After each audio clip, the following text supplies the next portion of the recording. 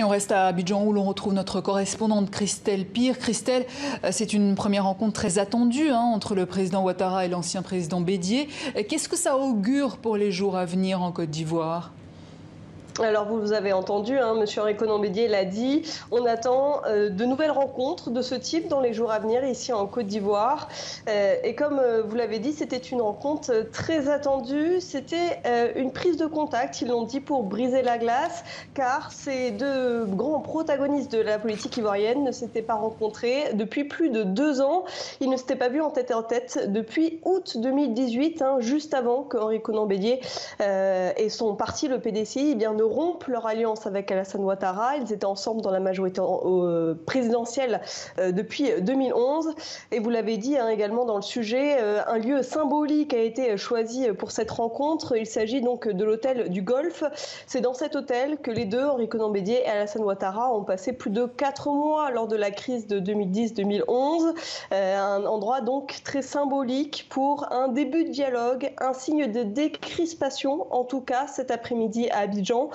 Comme la communauté internationale l'avait plusieurs fois appelé, la communauté internationale qui avait plusieurs fois appelé à la reprise du dialogue, alors que la semaine dernière, la tension était montée d'un cran ici en Côte d'Ivoire, avec notamment l'annonce d'un gouvernement de transition, d'un deuxième gouvernement par l'opposition.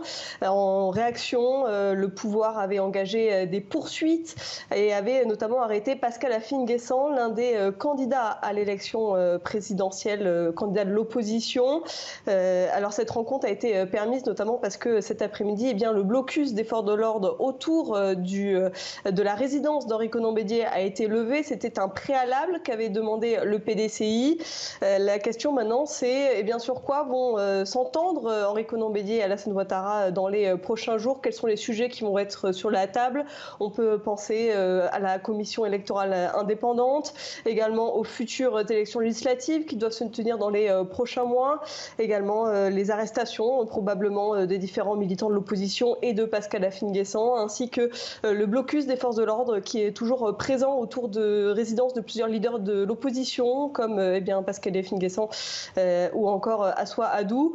Et alors cette rencontre est en tout cas un signe d'apaisement, alors que, vous l'avez dit, les violences post-électorales se poursuivent dans le pays. Il y a eu de nouvelles violences en début de semaine à Daoukro ou à Mbato, selon le gouvernement ivoirien.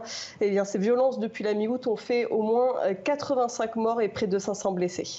Christelle Pire, merci pour toutes ces précisions. Vous étiez en direct d'Abidjan.